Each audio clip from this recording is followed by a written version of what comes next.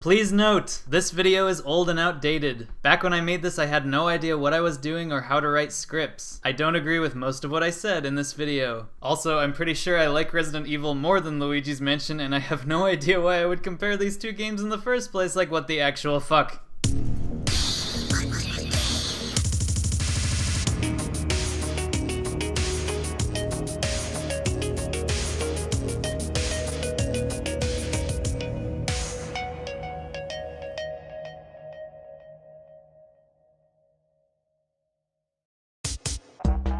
Have you ever played a game, seen a film, or read a book, and found the setting to be more compelling than the characters? More compelling than the story itself? Well, that's my story. The biggest problem with my brain is that I tend to make a really big deal out of really odd things. Can't help it. I see things, I indulge. Nothing illustrates my problem better than Resident Evil for the Nintendo GameCube. An utterly hilarious yet beautifully terrifying game about a haunted... biologically hazardous mansion in the woods. Despite the growing number of flaws this game presents as time rolls along, it's quite underlooked. If people had cared to forget the silly original and, well, had cared to buy a Nintendo GameCube, they may have realized that at the time, this was one of the scariest video games ever. And I hesitate to even call it a remake. No, gentlemen, this game stands on its own. Enter Luigi's Mansion, one of Shigeru Miyamoto's coolest creations. Yes, I just called it that. Not best. No, certainly not best. But coolest? Let me explain. I remember when Luigi's Mansion was first announced. I'd heard about it in an issue of Game Informer, the same way a man one generation below me may have heard about Super Metroid in an issue of Nintendo Power. I say this because the Nintendo GameCube was the first console released to ever excite me. I'd grown up with an NES, Super Nintendo, PS1, and an N64, but many of these were handed down to me.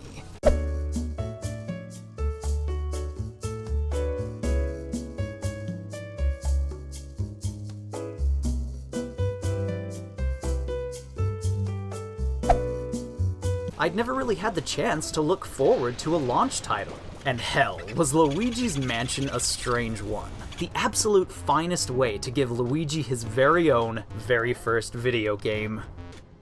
That does not count. I call this the coolest Miyamoto game because, despite its lack of difficulty and length, it possessed some serious class. A real slick personality. It was a GC launch title released in 2001 to make up for the absence of Super Mario whatever-what's-it that came to be known as Sunshine. People liked it, but were a little disappointed. Both Resident Evil and Luigi's Mansion involve a lonely quest, a silly plotline, and a spooky mansion in the middle of the woods. And guess what? I just happened to grow up with both of them. At the same time. Luigi's Mansion starts out with a classic Nintendo vibe, pure simplicity. Luigi's been tricked over winning a multi-million-dollar mansion. His brother Mario was supposed to meet him there, but things didn't turn out as planned. The game doesn't need to explain this. It all unfolds perfectly. The moment you press A and Luigi says, "Mario?" you know it. You're on your own. And you know what I think? I think Luigi's Mansion was better than Super Mario Sunshine. Sure, Sunshine was great, and don't worry, I'll do a thoughts video on that later. And it had much more to offer, but for me, Luigi's Mansion was the game that stuck. It was a tasty reminder that when Nintendo tries something new, wacky, and risky, amazing things can happen. In Resident Evil, the main characters sort of just stumble upon a multi-million-dollar mansion rather than winning one. You can play as either Jill Valentine or Chris Redfield, both of which would come to evolve into silly, underdeveloped sellouts throughout the series. We'll pick Jill. At least her body doesn't end up resembling a muscular Snorlax 4 games later. Jill is a member of STARS, a sort of rescue squad / police officer / cosplay group that solves mysteries in the fictional Raccoon City. They've been sent to investigate the disappearance of Bravo Team in the forest beyond. This intro is classic. It's been ridiculed a dozen years for the absolute cheesiness of the original on the PS1. No! Don't go!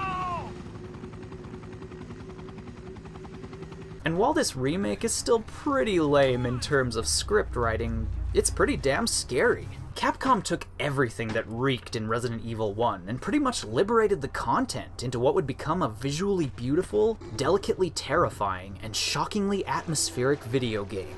As they land in their helicopter to find the dead body of this guy Kevin, everything turns to chaos as the team is attacked by a pack of zombified dogs. Now, when I played the original Resident Evil, I had no idea they were being attacked by dogs. The intro cutscene was shot so atrociously poor. All I'd gathered as a child was that the woods must be filled with crocodiles or some shit.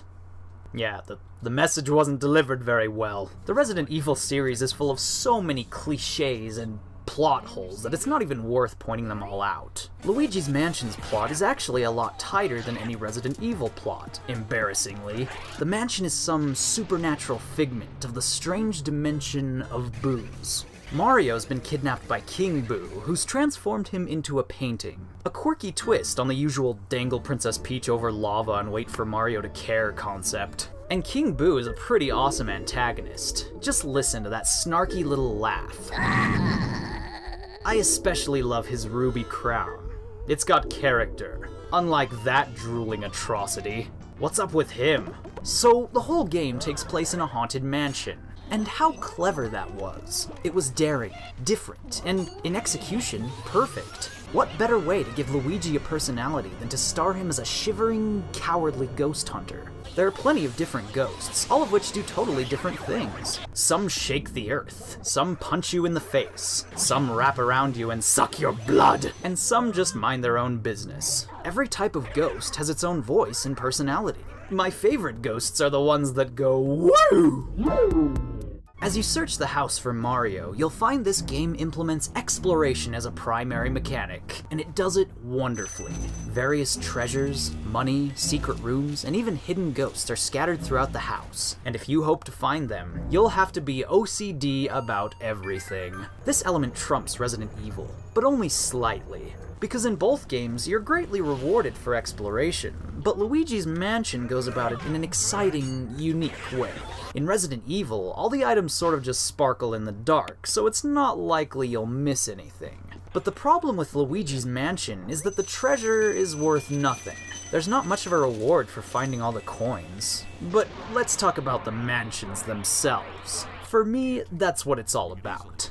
After being chased by dogs and exchanging some cheesy, overdramatic conversations, the stars decide that this mansion in the woods is their only safe haven, whilst their companion, who spinelessly took off in the helicopter, spends the game trying to make contact with Jill. And, for some reason, they all decide that it's a good idea to not only split up, idiots, but also explore every room in the house. Also, Chris Redfield went missing. That's important. And then zombies happen! We'll get to that later. Now, this mansion,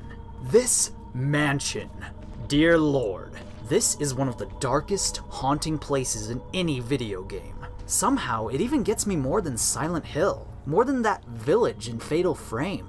I cannot properly describe, I cannot even begin to describe the power and influence this mansion had on my childhood, on my psyche. No one could understand. All the times it showed up in my dreams, in my nightmares, the way it now comforts me and continues to cast its shadow through the inner network of my imagination.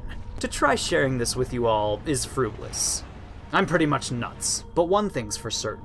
This setting could not possess such a powerful vibe if it weren't so goddamn beautiful. The thing about Resident Evil is that every room, every still background, has a personality all its own. Every hallway is different. Every wall, bed, table, even bathroom is frightening in its own way. Luigi's Mansion has more repetitive patterns, and the mansion's a lot smaller. This was the biggest subject of criticism for the game. The length. To finish the game, you have to catch very specific ghosts, the deceased residents of the mansion. These are the gallery ghosts, and catching them to progress through the story is one of the freshest things about the game. It's a lot more interesting than chasing down the 50 identical boos, or repeatedly clearing room after room of worthless baddies. And though it's short, any greater length could have made it feel pretty repetitive. It's not length that this game needed. It's difficulty. Luigi's Mansion is way too easy. And if you've played it, you already know this. Resident Evil's length and difficulty makes it worth the money. It could be said that they aren't even comparable, as Resident Evil has way more to offer. But guess which game aged better, motherfuckers? Yeah, Resident Evil is aging terribly. It's sad, because I do love this game. But nowadays, the controls are almost as funny as the voice acting. That was a close one. A second late, you would have fit nicely into a sandwich. Everything controls like operating a forklift. You move slow, run into things, have to back up a lot, and function quite literally like a go-kart. While Luigi's Mansion's mechanics are addicting, fun, and intuitive, Resident Evil doesn't have much going for it anymore. Except for the freakish monsters. These monsters are scary, for the same reason that Pyramid Head is scary. Their presence is subtle. They don't break through walls, roar in your face, or smother you to death.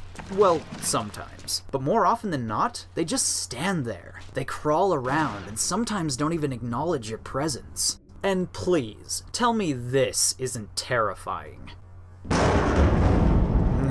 There's a lot more variety to what you're up against. You've got the Cerberus, which break through windows, move way too fast, and try to chew your arm off. You've got Neptune, the giant zombified shark that tries to drown you and devour you inside a giant glass tank. There are giant spiders, reptilian bioweapons, and even overgrown plants that wriggle like the tentacles of an octopus. It's all kind of silly, but it never ceases to be scary. And if the Crimson Heads don't scare you, I'm afraid you're already dead. What with how rare it is to find a good survival horror these days, I can almost say I treasure the RE remake over Luigi. But the funny thing is, I've replayed both these games dozens of times. And equally, which one trumps the other? Well, like I said, Luigi's Mansion has a lot more class, character, and personable charm. Each of the gallery ghosts have distinct personalities and can only be captured through means of inventive puzzle solving.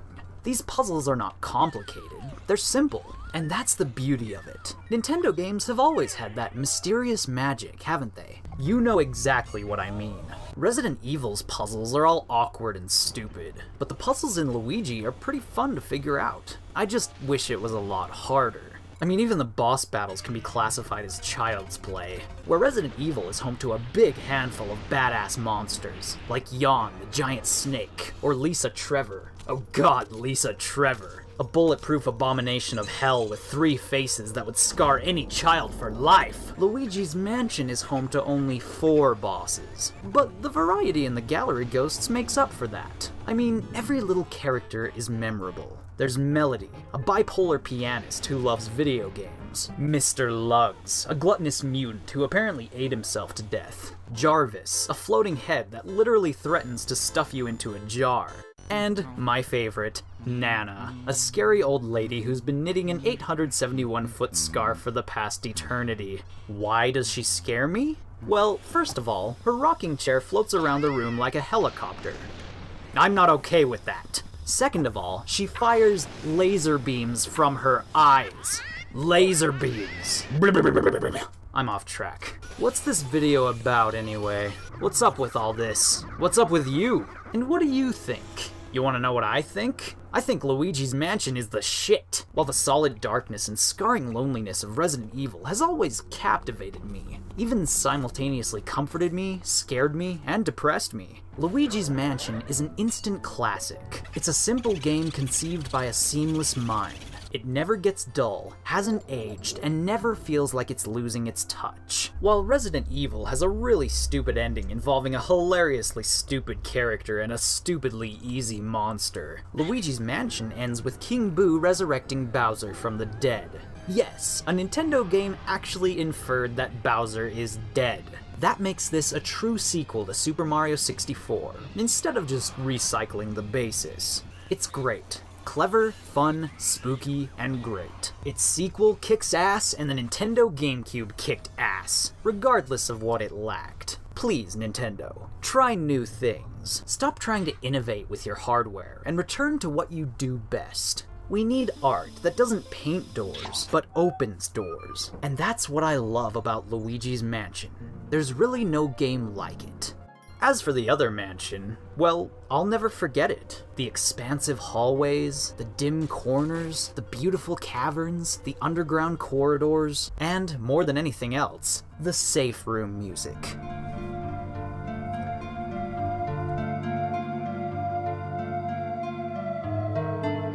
As black and lifeless as it may be, these things tell me I am not alone. There are people out there, artists, musicians, designers, and writers, who feel true surreality. More often than not, I find myself taking in setting over narrative, and I guess that's just me. At the end of the day, in the dead silence of my basement, it's the hidden, the dark, and the surreal that truly enraptures me. That's where it's at.